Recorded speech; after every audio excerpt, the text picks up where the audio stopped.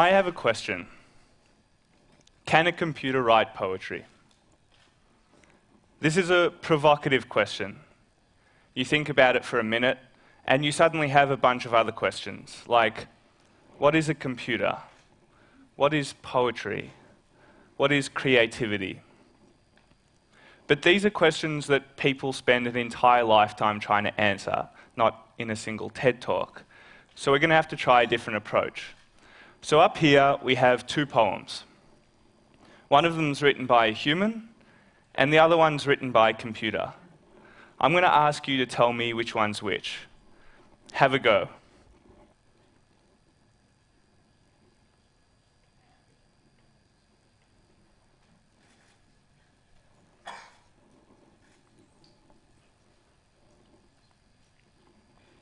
All right, time's up. Okay, hands up if you think poem 1 was written by a human. Okay, most of you. Hands up if you think poem 2 was written by a human. Very brave of you. Because the first one was written by the human poet William Blake. The second one was written by an algorithm that took all the language from my Facebook feed on one day and then regenerated it algorithmically according to methods that I'll describe a little bit later on. So let's try another test. Again, you haven't got ages to read this, so just trust your gut.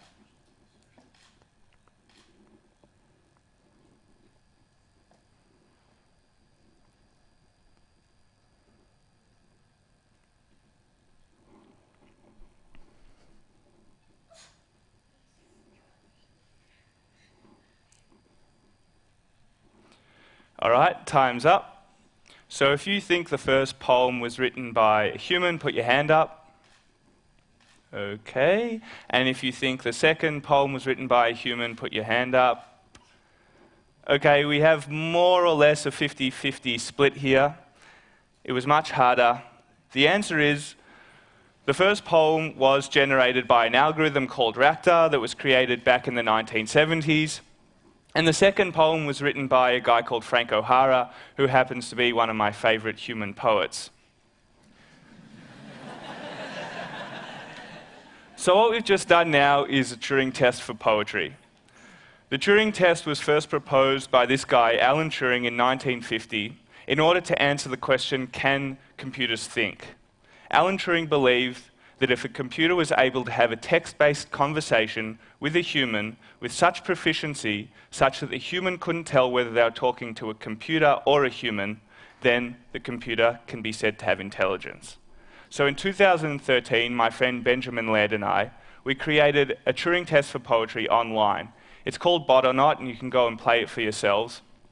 But basically, it's the game we just played. You're presented with a poem, you don't know whether it was written by a human or a computer, and you have to guess.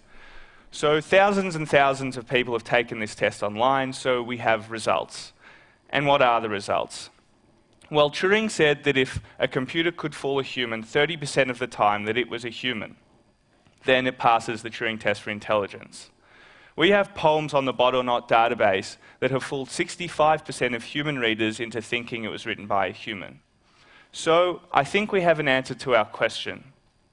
According to the logic of the Turing test, can a computer write poetry? Well, yes, absolutely it can. But if you're feeling a little bit uncomfortable with this answer, that's okay. If you're having a bunch of gut reactions to it, that's also okay, because this isn't the end of the story. Let's play our third and final test. Again, you're going to have to read and tell me which you think is human.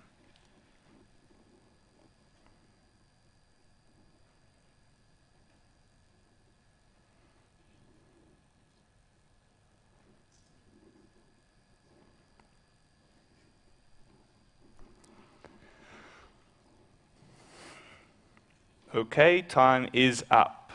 So hands up if you think poem 1 was written by a human. Hands up if you think poem 2 was written by a human. Whoa, that's a lot more people. Okay, so you'll be surprised to find that poem 1 was written by the very human poet Gertrude Stein, and poem 2 was generated by an algorithm called RKCP. Now, before we go on, let me describe very quickly and simply how RKCP works. So RKCP is an algorithm designed by Ray Kurzweil, who is a director of engineering at Google and a firm believer in artificial intelligence. So you give RKCP a source text. It analyzes the source text in order to find out how it uses language, and then it regenerates language that emulates that first text. So in the poem we just saw before, poem 2, the one that you all thought was human, it was fed a bunch of poems by a poet called Emily Dickinson. It looked at the way she used language, learnt the model, and then it regenerated a model according to that same structure. But the important thing to know about RKCP is it doesn't know the meaning of the words it's using. The language is just raw material. It could be Chinese, it could be in Swedish, it could be the collected language from your Facebook feed for one day. It's just raw material. And nevertheless, it's able to create a poem that seems more human than Gertrude Stein's poem, and Gertrude Stein is a human. So what we've done here is more or less a reverse Turing test. So Gertrude Stein, who's a human, is able to write a poem that fools majority of human judges into thinking that it was written by a computer. Therefore, according to the logic of the reverse Turing test, Gertrude Stein is a computer. Feeling confused? Well, I think that's fair enough. So far, we've had humans that write like humans. We have computers that write like computers.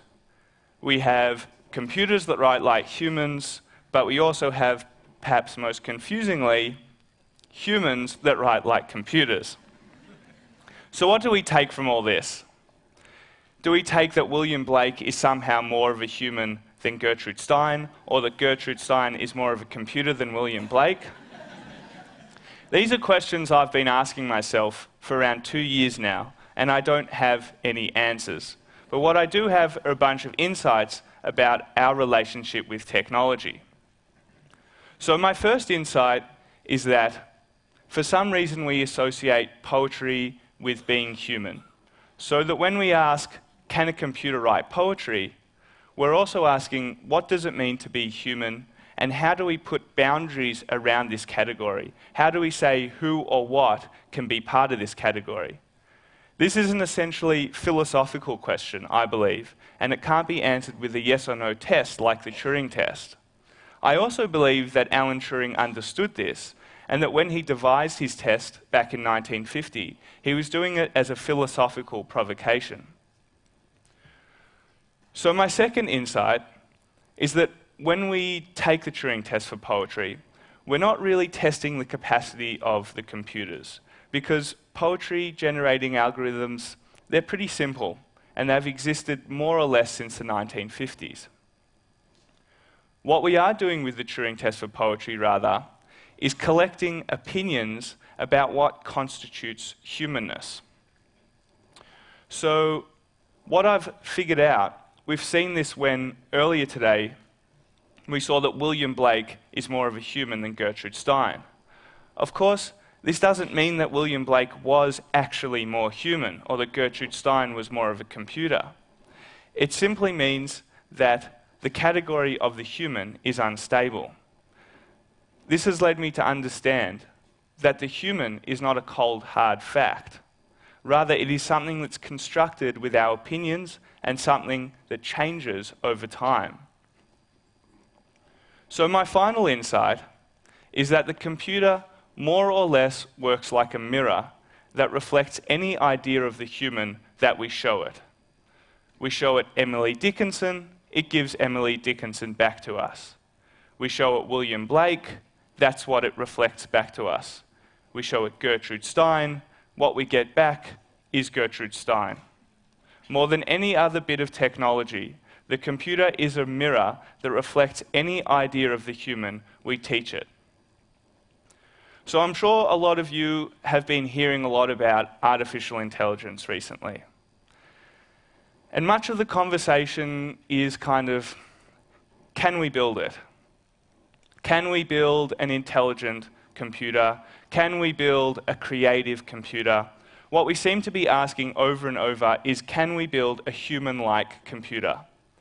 But what we've seen just now is that the human is not a scientific fact, but it's an ever-shifting and concatenating idea, and one that changes over time. So that when we begin to grapple with the ideas of artificial intelligence in the future, we shouldn't only be asking ourselves, can we build it? But we should also be asking ourselves, what idea of the human do we want to have reflected back to us? This is an essentially philosophical idea, and it's one that can't be answered with software alone, but I think requires a moment of species-wide existential reflection. Thank you.